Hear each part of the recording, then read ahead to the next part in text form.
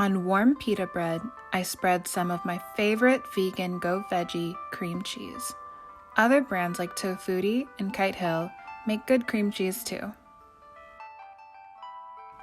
Pick your favorite jam, mine's blackberry from the farmer's market, and spread it on there too. Next, I sliced up a banana, or half a banana would work, and arranged it nicely.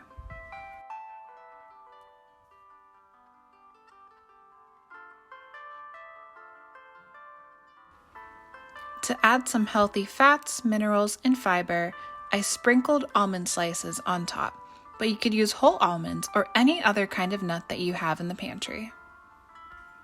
I can't say the nutritional content is the same, but how could I not put some vegan dark chocolate chips? And here we have hemp hearts. The thing about these is that you should refrigerate them after opening. They're packed with omega-3 fatty acids, and I add it to almost anything. Here we have some blueberries for some juicy crunch, cinnamon, and if you have a long day ahead, go ahead and drizzle some maple syrup to seal the deal. Here we have it, a warm, satisfying breakfast wrap that took me less than 3 minutes to make.